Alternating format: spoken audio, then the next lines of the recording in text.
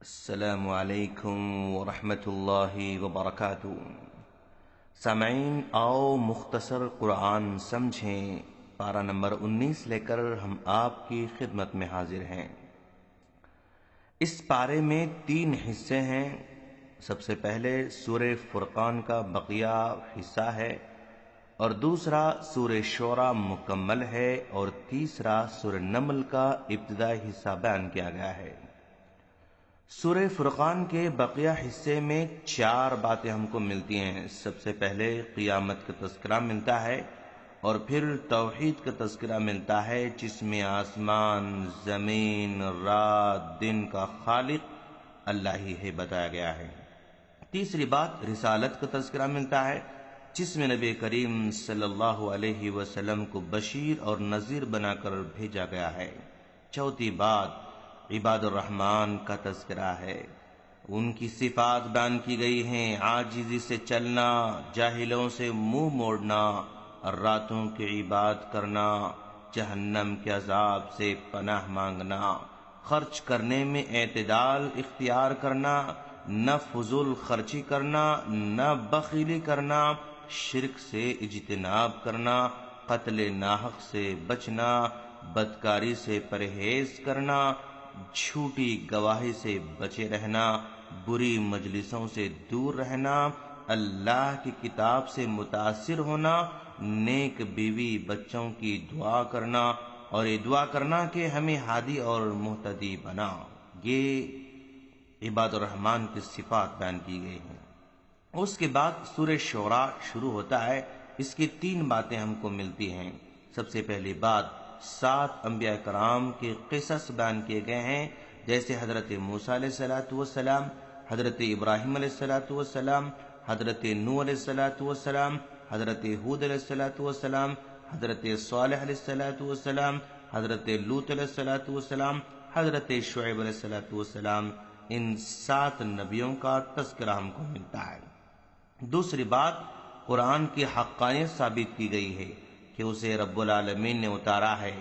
روح الامین یعنی حضرت جبرائیل علیہ السلام کے ذریعے نبی کریم صلی اللہ علیہ وسلم کے دل پر اتارا گیا ہے، لوگوں کو ڈرانے اور متنبہ کرنے کے لیے وہ واضح عربی زبان میں اس کو نازل کیا گیا ہے۔ تیسری بات شعراء کی مذمت بیان کی گئی ہے کہ ان کے پیچھے تو گمراہ لوگ چلتے ہیں، یہ ہر وادی میں بھٹکتے پھرتے ہیں، ایسی باتیں کہتے ہیں جو کرتے نہیں ہیں۔ البتہ وہ لوگ مستثنیٰ ہیں جو ایمان لائے، نیک عمل اختیار کیے اور اللہ کو کثرت سے یاد کرتے رہتے ہیں۔ اس کے بعد سورہ نمل کے ابتدائی حصے کو بیان کیا گیا ہے، اور اس کی ہمیں 2 باتیں ملتی ہیں۔ سب سے پہلے قرآن کی عظمت کا بیان اس میں کیا گیا ہے، اور پھر 5 انبیاء کرام کا تذکرہ کیا گیا ہے: حضرت موسیٰ علیہ السلام، حضرت داؤد علیہ السلام، حضرت سلیمان علیہ السلام، حضرت صالح علیہ السلام، حضرت لوط علیہ السلام، بالخصوص واقع نمل اور واقع ہدہد اور ملک سبا کا تذکرہ بھی یہاں پر کیا گیا ہے۔ ہم اس موقع پر آپ کے سامنے حضرت سلیمان علیہ السلام اور ہدہد کے بارے میں مختصر سے باتیں بتائیں گے۔ اللہ نے حضرت سلیمان علیہ السلام کو بڑی طاقت دے رکھی تھی۔ وہ جنوں کے ساتھ باتیں کیا کرتے تھے، پرندوں کے ساتھ باتیں کیا کرتے تھے، ہوا پر حکم چلاتے تھے۔ ایک موقع پر حضرت سلیمان علیہ السلام اپنے لشکر کے ساتھ جا رہے تھے۔ اچانک ہدہد کی ضرورت پڑی، تلاش کیا تو نہیں ملا۔ آپ نے کہا جب واپس آئے گا اور کوئی معقول عذر پیش نہیں کرے گا تو میں اس کو ضرور سزا دوں گا۔ جب ہدہد واپس آیا تو اس نے کہا میں ایک ایسے ملک گیا تھا جہاں ایک خاتون حکومت کرتی ہے، لوگ سورج کی بات کرتے ہیں اور شرک میں مبتلا ہیں۔ تو اس موقع پر غور کریں دوستو کہ ایک پرندوں کو بھی شرک گوارا نہیں ہوا۔ اس نے حضرت سلیمان علیہ السلام کو آ کر اس شرک کی خبر دے دی۔ حضرت سلیمان علیہ السلام نے اس خاتون کو جس کا نام بلقیس تھا ایک خط لکھا۔ اس سے کہا کہ ایمان قبول کر لو، شرک کو چھوڑ دو اور مطیع بن جاؤ، ورنہ ایک بڑی فوج لے کر آؤں گا۔ ملک سبا نے جب یہ خط دیکھا تو اپنے درباریوں سے ذکر کیا۔ خط ایک عظیم الشان نبی کی جانب سے تھا، بسم اللہ سے آغاز ہوا تھا، ایمان کا مطالبہ تھا۔ درباریوں سے کہا، جب کوئی بادشاہ حملہ کرتا ہے تو وہاں کے باعزت لوگوں کو ذلیل کیا جاتا ہے، مال لوٹ لیا جاتا ہے۔ اب تم لوگ مشورہ دو کہ ہمیں کیا کرنا چاہیے۔ درباریوں نے کہا، اگر آپ لڑنے کا حکم دیں تو ہم تیار ہیں۔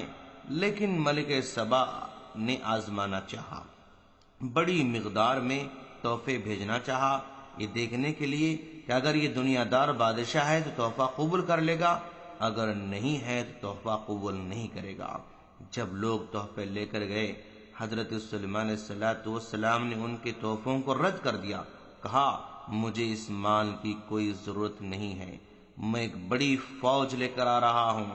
اس بات کی اطلاع ملک سبا کو ہوئی تو اس نے سلیمان کے پاس ایمان لانے ہی میں بہتری سمجھی۔